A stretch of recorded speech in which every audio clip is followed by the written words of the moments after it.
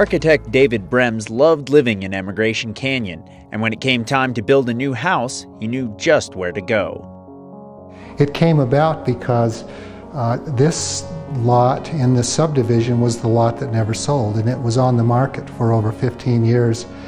And finally I decided that I could design a house that would fit on this lot. We could get it approved and build it. Well, it's a very modern piece of architecture, and I'm a modernist. It's all about the form of this house following the function of the house, and it's a house that doesn't have a lot of ornament. It's modern architecture that's adapting to the notion of sustainability and the notion of low energy use. Well, this is my second home in Emigration Canyon. My first one I built in 1979. Both of these homes have been passive solar houses, houses that harvest sunlight energy every day to heat themselves, and they use very little energy off the grid or natural gas. Buildings use more than 50% of all energy in the world. Cars themselves only use about 6 or 7%. Global warming comes from making energy for everything, buildings included. Buildings contribute more than 50% to global warming.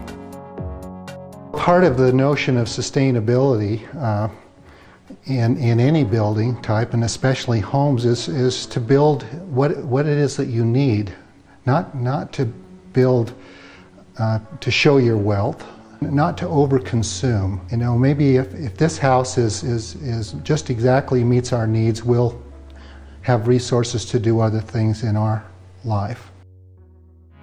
This house has concrete block used as a veneer on the outside, much as you would use brick.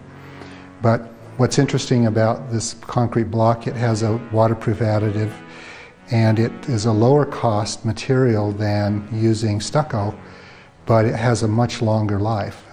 Many of the stucco homes and buildings that we've designed over the years are failing, and it's not a long-term material. And I believe when you design anything today, we should put on at least a 100-year hat. In the case of this house, we have a concrete floor on 2 levels. It's a radiant floor. It has piping that runs through it.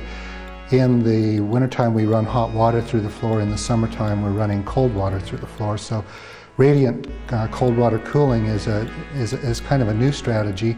It's used in large commercial buildings. It's very rarely used in homes. This is a bit of an experiment. Another interesting aspect of this house is that it's designed to have another floor added to it if we choose to do that.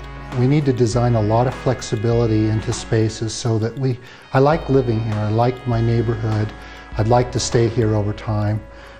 Maybe someday I'll add a second level to this house, and in my retirement I'll have a studio. And maybe I won't, but we've designed that flexibility in. And we also clear span this house, so any wall inside of this house can be removed and we can completely reconfigure the space. And, you know, I think that architecture should be a backdrop for the way that you live, the art that you have, the furnishings that you use, and that the house shouldn't dictate the style of your life. Well, one of the things that I like to do with a house is to duplicate some of the interior spaces to the outside. There's a good outside dining space, outside place to cook, and in the case of this deck, we haven't put our summer furniture out yet, but this is a place to relax and have a great view in the summertime.